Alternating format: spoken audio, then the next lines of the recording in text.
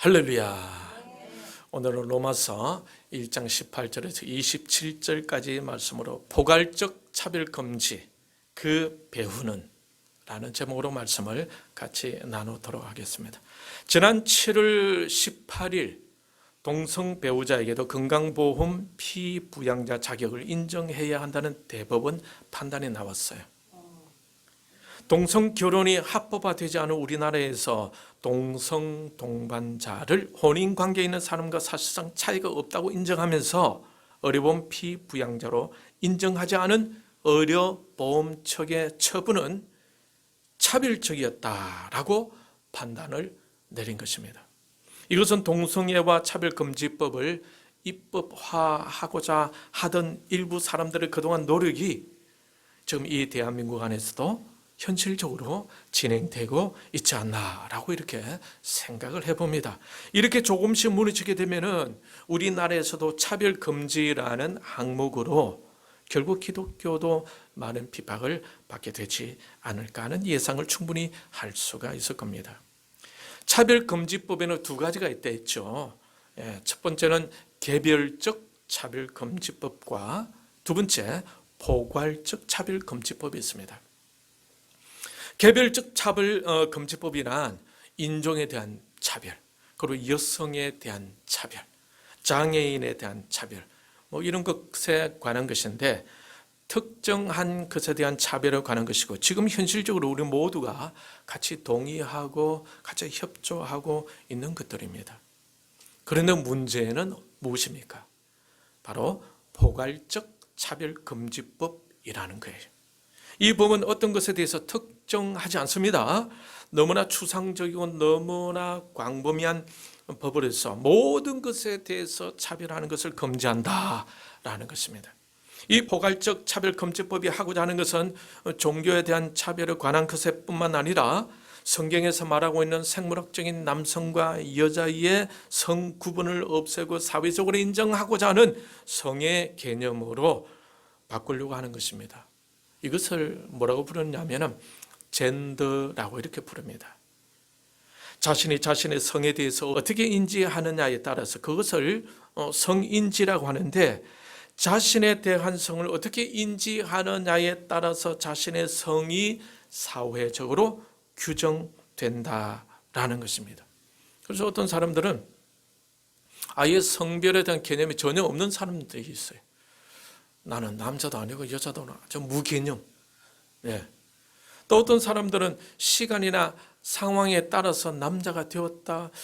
나 지금 여자인 것 같은데 이런 사람들도 있다는 거죠. 그래서 남성과 여성을 이렇게 오가는 그런 사람들도 있다. 이 젠더는 여러 가지가 이래 있습니다.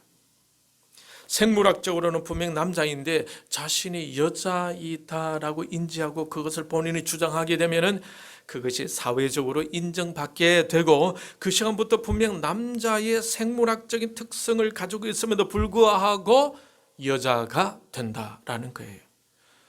이런 사람에게 아니야, 당신은 남자야, 당신은 여자야 라고 주장하게 되면은 그렇게 말한 사람이 법적 처벌을 받게 된다라는 것입니다. 이렇게 여자가 된 남자는 그 시간부터 여자 화장실 갈 수 있을까요, 없을까요? 갈 수 있게 되죠. 여자 사우나에도 들어갈 수가 있습니다. 그러한 남자를 보고 수치심을 느낀 여자가 말이죠, 그 사람을 신고를 했다. 그렇게 되면 어떻게 될까? 신고를 한 진짜 그 여자가 차별하였다라는 이유로 또 법정 처벌을 받게 된다라는 겁니다. 군입대를 앞둔 남자가 야, 나는 이제부터 여자다라고 선언하게 되면은 군에 가지 않아도 되겠죠. 미국 캘리포니아 같은 경우는 성정체성의 혼란을 겪고 있는 아이들에게 부모가 너는 아들이야, 너는 딸이야, 너는 남자단다, 너는 여자란다 라고 하게 되면은 차별하였다는 이유로 그 부모가 도리어 법정 처벌을 받게 된다라는 거예요. 캐나다 같은 경우에는 남자 옷을 입은 여자 선생님이 그리고 여자 옷을 입은 남자 선생님이 수업에 들어오게 된답니다. 영국 같은 경우는 성전환 희망자가 44배가 늘었다고 합니다. 이런 끔찍한 일이죠. 그런데 학교에서 성교육을 할 때에 동성애 교육도 해야 한다고 합니다. 동성애자들은 이렇게 성관계를 가져야 한다라고 가르쳐야 한다는 거죠. 만약 그것을 가르치지 않는다면 그것도 역시 차별했다는 이유로 법정 처벌을 받게 된다고 합니다. 또 동성애는 에이즈 감염 위험도가 높고 비위생적이지 않느냐라는 이 표현을 하는 경우에는 동성애에 대해서 부정적이다라는 이유로 그것도 역시 차별했다라고 하면서 법정 처벌을 받게 된다는 거죠. 스페인이나 스코틀랜드에서는 이 법원으로부터 인정받고 허가되지 않고도 자진 신고로 성별 변경을 할 수 있다라고 하는 거예요. 외국에서 이처럼 심할 정도로 포괄적 차별금지법이 확산되고 있습니다. 이러한 기세를 힘입어 이 포괄적 차별금지법이 우리나라에서도 2007년부터 더불어민주당 이상민 의원, 이번에 국민의힘으로 돌아왔죠. 장혜영 의원 등이 발의를 했지만 아직까지는 입법화되지는 않았습니다. 입법화되게 되면 이 나라가 발칵 뒤집어지게 되겠죠. 만약 포괄적 차별금지법이 통과하게 되게 되면 동성혼 결혼은 자연스럽게 합법화되겠죠. 그렇게 되면 가정과 지역과 교회와 나라가 온통 혼란에 빠지게 되고 지금까지 지탱해온 기본적인 도덕적 윤리적인 전통 질서가 완전히 무너지게 될 것입니다. 그런데 세계적으로 이러한 대혼란이 어떻게 해서 우리에게까지 다가오게 되었을까? 어떻게 해서? 오늘 본문에 보면은 그 답이 보입니다. 25절 같이 읽겠습니다. 시작. 이는 그들이 하나님의 진리를 거짓 것으로 바꾸어 피조물을 조물주보다 더 경배하고 섬김이라. 주는 곧 영원히 찬송할 이시로다. 아멘. 성경에서 선포하고 있는 하나님의 진리를 더 이상 진리로 받아들이지 않고 거짓 것으로 바꾸었다라고 하고 있죠. 그렇다면 그 진리를 대신하는 이 거짓은 과연 어디서 온 것입니까? 진리 같은 거짓은 어디로부터 오는 겁니까? 사람에게서 나오는 거죠. 사람이 만들어낸 지식이 어느 순간 진리가 되어서 하나님의 진리의 자리를 차지하게 된 것입니다. 여러분, 인간적으로 보게 되면 야, 인간 성리다라고 할 수 있겠죠. 그런데 하나님에 대한 신지식을 잃어버린 타락한 인간은 하나님의 지식보다도 자신의 이성을 더 믿기 시작했다는 거예요. 죄로 인해서 하나님을 떠나버렸으니 오직 인간이 주장하는 것은 인간 이성에 근거하는 것이 전부가 될 수밖에 없겠죠. 그 인간 이성으로 시작된 것이 무엇입니까? 바로 유물론이다라는 거예요. 모든 만물이 물질로부터 왔다. 서양 철학의 아버지 탈레스라는 사람이 있잖아요. BC 624년경에 태어났던 사람. 이 사람은 만물의 근원은 물이다라고 했어요. 그리고 아낙시메네스는 만물의 근원은 공기다라고 했고 헤라클레이토스는 만물의 근원은 불이다라고 이렇게 했어요. 이러한 인간 이성이 정의해 놓은 사회적인 정의는 오늘날 현대에 와서는 칼 마르크스에 의해서 아주 완성도 있게 정리되어지는데 그것이 바로 모든 만물은 물질로부터 왔다는 과학적 유물론입니다. 마르크스는 사람도 발달된 물질이라고 했어요. 정신도 물질로부터 왔다고 했습니다. 그러나 모든 것이 다 물질로부터 왔다는 거예요. 이 유물론의 근거에서 일어나는 사상적인 체계가 바로 마르크스주의이다라는 겁니다. 그 후에 미셸 푸코라는 사상가에 의하면은 진리라는 것은 무엇인가? 진리란 무엇인가? 두 사람 이상이 모여서 같이 대화를 나누면서 담합을 하게 되면은 그것이 곧 지식이고 그것이 바로 진리가 된다라고 했습니다. 시대가 악해져 가면서 진리 주체가 하나님이 아니고 무엇이 되어졌습니까? 인간이 진리의 주체가 되어 왔던 거죠.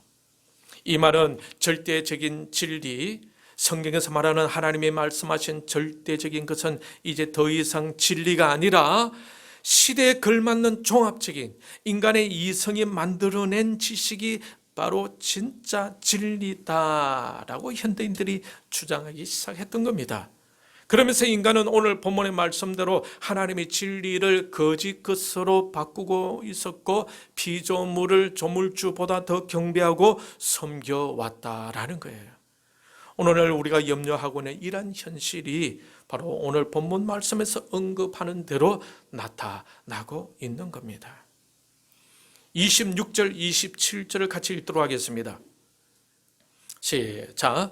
이 때문에 하나님께서 그들을 부끄러운 욕심에 내버려 두셨으니 곧 그들의 여자들도 순리대로 쓸 것을 바꾸어 영리로 서며 27절 그와 같이 남자들도 순리대로 여자 서기를 버리고 서로 향하여 음욕이 부릴 듯하며 남자가 남자와 더불어 부끄러운 일을 행하여 그들의 거릇됨에 상당한 보응을 그들 자신이 받았노니라.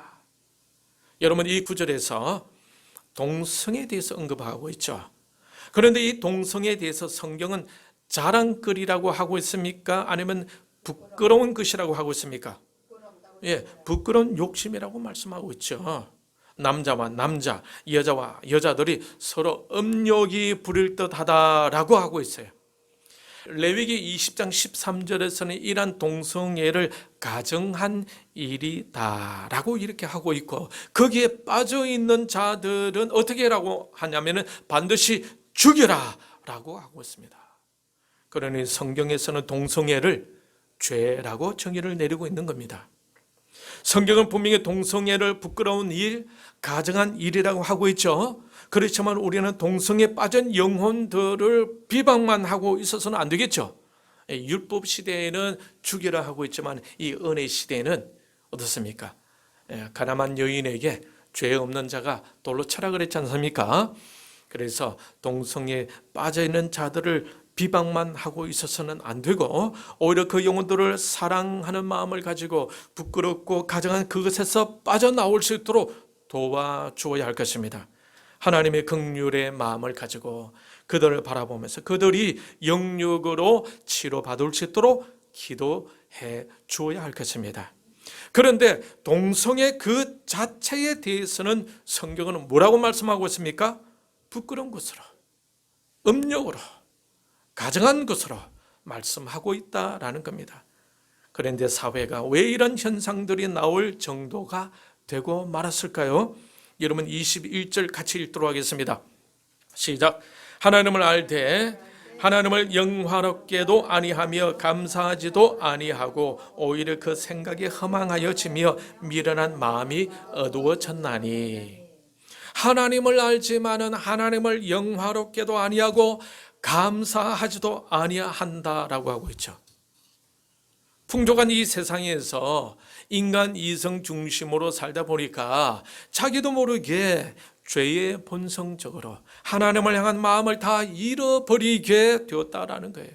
하나님의 은혜와 하나님의 도우심으로 살아오고 있었지만 그 은혜와 그 도움을 주셨던 하나님을 어떻게 하고 잊어버리고 인간의 이성과 인간 감정대로 흘러가고 있는 현대인들을 볼 수가 있는 것입니다.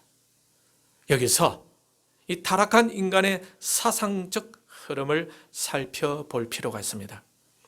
중세시대를 보내고 근세시대로 들어오면서 유럽에서는 세계사적인 사건들이 많이 일어납니다. 그 사건들을 크게 5가지로 요약해 보면 첫 번째는 나침반이 발명된 것입니다. 둘째는 화약이 발견된 것이고 셋째는 인쇄술이 발달된 것이고 넷째는 신대륙이 발견되었고 다섯째는 지구가 태양의 주위를 돈다는 지동설이 받아들여졌던 것입니다. 이때 14세기에 인본주의가 등장하게 되고 15세기에는 이런 인본주의가 점점 대중화되어가는 문예부흥, 르네상스 시대가 옵니다. 그리고 16세기에는 종교개혁자들도 이때 등장하게 됩니다. 그 후에 인간 이성작용으로 인한 합리론과 경험론이 등장하면서 오직 인간이 경험한 것만을 합리적으로 정리해 놓은 것이 진리다라는 개념이 자리 잡히게 됩니다. 그 후에 18세기에 계몽주의가 등장하게 되죠. 그때에 인간 이성의 꽃이 활짝 피게 됩니다. 그러다가 1760년 이후에 유럽에서 산업혁명이 일어나게 되죠. 이때 시대적으로 중요한 한 사람이 등장하게 되는데 이 사람은 오늘날 이 시대에도 영향을 미치는 사람입니다. 여러분, 그 사람이 누굴까요? 그 사람은 바로 칼 마르크스입니다. 칼 마르크스는 독일에서 변호사 아들로 태어났는데 학창 시절에는 그리 모범생은 아니었다고 합니다.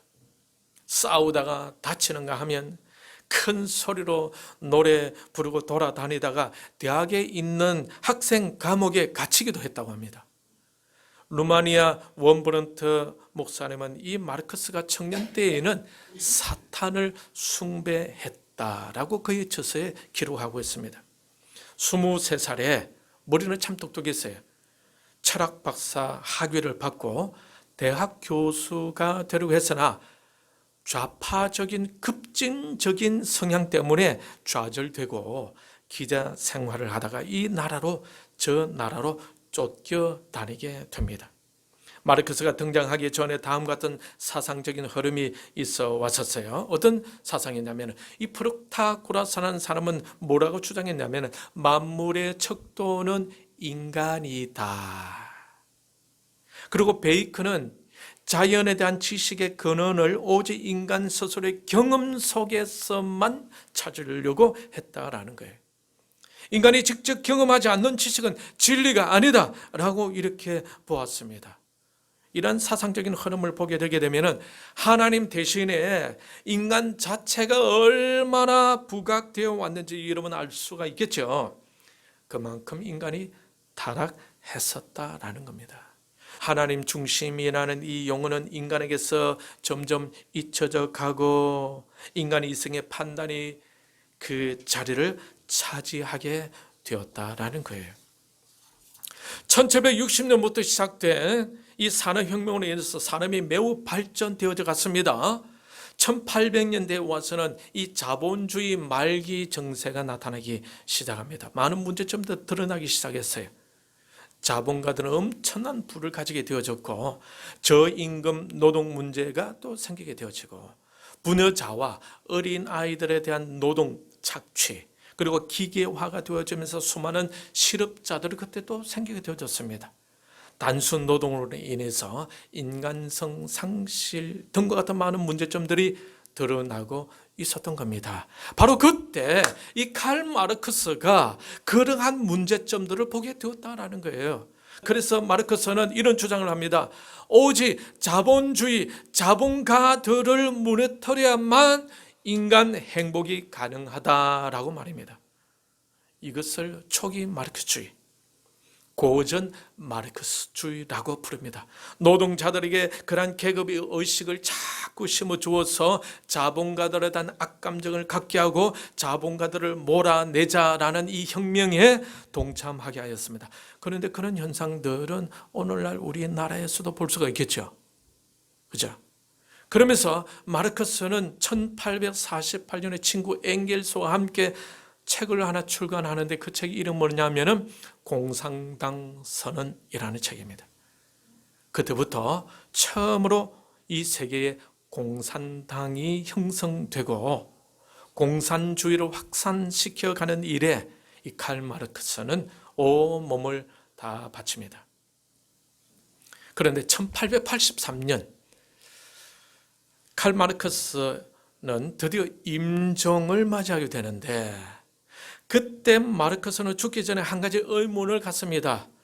그 의문이 무엇이냐면 공산하고 왜 더 이상 되지 않을까 라는 의문이었어요. 더 이상 공산주의가 확산되지 않고 정체되어져 있는 것을 보고 왜 더 이상 진행이 되지 않을까 곰곰이 고민하다가 죽기 전에 깨달은 답이 있었다라는 겁니다. 여러분, 그 답이 무엇인지 여러분 아시겠습니까? 공산화가 더 이상 되지 않는 이유, 마르크스가 마지막으로 깨달은 답, 그것은 바로 기독교 때문이다라는 것이었어요. 교회를 해체하지 않으면 공산화가 되지 않는다라는 결론에 도달하게 된 거죠. 여러분, 공산주의 핵심적인 단어가 무엇이겠습니까? 그 핵심적인 단어는 평등입니다. 평등. 물론 실제적으로 공산주의를 지향하는 국가에서는 이 평등이라는 개념은 유명무실한 것입니다. 실제적으로는 평등하지 않는 것이 바로 공산주의 국가였기 때문에 그렇습니다. 모든 인민들을 대표하는 것은 무엇입니까? 그것은 공산당입니다. 이 공산당이 유지해 가기 위해서 독재가 되지 않으면 그 체제가 유지될 수 없다는 겁니다. 왜 그렇습니까? 인간이 타락했기 때문에 그렇습니다.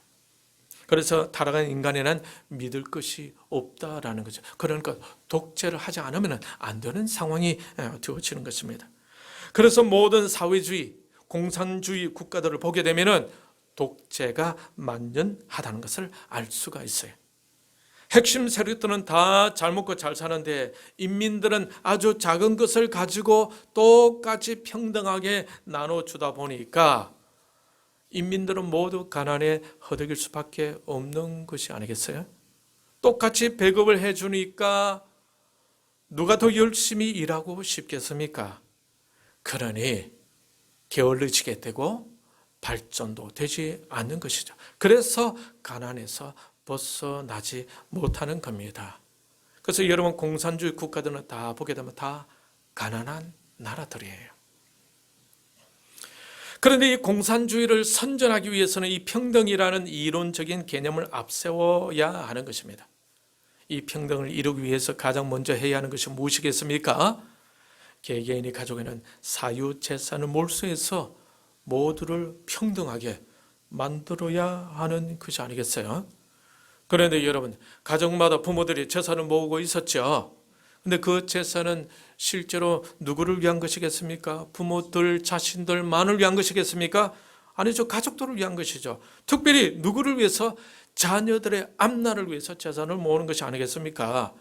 그러니 부모들이 그 사유재산 몰수에 쉽게 찬성할 리가 없었겠죠. 그래서 나온 전략이 바로 가정을 해체시켜야 한다는 전략이었어요. 가정을 해체시키기 위해서 무엇이 필요했겠습니까? 부부간의 이간질을 시키는 것이었어요. 부부간의 이간질을 시키기 위해서 어떻게 해야겠습니까? 부부가 서로 타락하게 만들어야 했겠죠. 그래야 서로 불신하게 만드는 것입니다. 그래서 성혁명이라는 전략이 나오게 된 거예요. 1917년 소련 볼셰비키 공산혁명이 일어나기 전에 벌써 그때의 이혼 자율화가 그때 생겨난 것입니다. 이혼을 쉽게 하게 만들었어요. 간편하게 만들었어요. 간통죄를 그때 없애버렸습니다. 그러면 남편들이 쉽게 바람이 나게 될 것이고 아내들도 홧김에 바람이 나게 되고 그렇게 하게 되면 일부 일처제가 없어지게 되는 것입니다. 그렇게 되면 부부끼리 관계가 깨어지겠죠. 부모와 자녀 간의 불신도 또 일어나게 될 것입니다. 가정이 해체가 되는 것이죠. 이것은 바로 기존의 전통적 가치관에서 일탈하게 하는 것이었어요. 성이라는 이 도덕적인 관점에서 자유하게 하는 것입니다. 니체도 도덕을 굉장히 싫어했습니다. 그렇게 함으로써 부부간의 관계가 깨어지고 부모와 자녀 간의 관계도 멀어지게 되고 깨어지게 되고 가정이 해체하게 될 것이고 그러면서 이 공산당이라는 거대한 조직을 통해서 하나가 되게 하려고 했던 전략이 바로 성혁명이었다라는 것입니다. 1920년대를 거치면서 마르크주의를 따른 사람들도 세계 공산화가 더 이상 잘 이루어지지 않는다는 것을 깨닫게 되어졌어요. 그래서 이전의 방법인 초기 마르크주의, 고전 마르크주의, 노동자들에게 계급의식을 심어주어서 자본가들을 몰아내는 그러한 방식으로는 공산화를 더 이상 이룰 수 없다. 이제는 다른 방법이 필요하다. 그 방법은 무엇이냐? 문화의 옷을 입고 조용히 은밀하게 접근해야 공산화를 이룰 수 있다라는 사람들이 일어나게 된 것입니다. 이들 중 핵심 인사가 바로 공산주의자였던 안토니오 그람시 그리고 게오르고 루카치라는 사람입니다. 이들이 주창한 이 마르크주의를 네오막시즘이라고 부르고 신마르크주의 또는 문화마르크주의라고 부릅니다. 이 문화마르크주의는 21세기 초반인 오늘날에도 인권, 관용, 포용, 인도주의, 인종차별 금지, 환경보호, 노동자 권익보호, 여성과 성소수자들에 대한 차별 금지 등 다양한 형태의 선한 얼굴로 다가와서 선량한 시민들을 현혹하고 있다는 거예요. 이러한 문화적인 옷 아래에 무엇이 숨어 있다고요? 마르크스주의, 공산주의 그 바닥에 숨어 있다라는 겁니다. 이러한 전략은 안토니오 그람시의 진지 전에 건간 것인데, 문화로 각 사회 영역에 침투해서 기존의 전통적 가치를 전복시키려고 한 것인데, 2020년대인 오늘날에도 문화마르크주의는 정치계, 경제계, 교육계, 노동계, 연예계 등 각 영역으로 침투하여 온통 마르크주의적인 이념으로 얼룩지게 만들어 가기를 원한다라는 거죠. 그 밑에 목표는 무엇일까요? 세계 공산화이다라는 겁니다. 1930년대에 오게 되게 되면 이 문화마르크주의는 빌헬름 라이의 성정치와 결합하게 됩니다. 이런 신마르크주의, 문화마르크주의는 1968년대 프랑스 68혁명에서 성혁명으로 나타나게 되었습니다. 여러분, 1967년 하게 되면 우리 대한민국에서는 어떤 일이 크게 일어나고 있을까요? 445건의 북한 무장공비 침투 사건이 있었죠. 1968년도에는 542건의 북한에서 침투한 무장 게릴라 침투 사건들이 있었고, 1969년도에는 북한에서 침투시킨 김신조가 박정희 대통령 목을 따르고 남한으로 내려와서 청와대 부근까지 접근한 일도 있었지 않습니까? 공산 세력을 위해서 우리나라가 그렇게 위험에 처해 있을 때였어요. 김일성이가 1970년대를 남한 적화 통일을 목표로 삼고 있을 그때였습니다. 우리나라는 그때에 공산당 간첩 무장 게릴라를 잡는다고 날마다 온 지역을 수색하고 있었고, 베트남에서는 미국이 공산 월맹과 열심히 싸우고 있었죠. 그때 프랑스에서는 성혁명이 그때 일어나고 있었다라는 겁니다. 그 후에 이 성혁명을 주동한 자들이 나중에 어디로 갑니까? 유엔으로 가서 지금까지 동성애 운동을 세계로 확산시키고 있는 겁니다. 1917년 소련 볼셰비키 공산혁명 이후에 우리나라에서도 이러한 성혁명 개념이 도입되어지게 됩니다. 누구를 통해서 도입되어지느냐? 그것은 누굴까요? 남조선 노동당 총수 누굽니까? 박헌영과 그의 부인 주세죽에 의해서 시작되어졌습니다.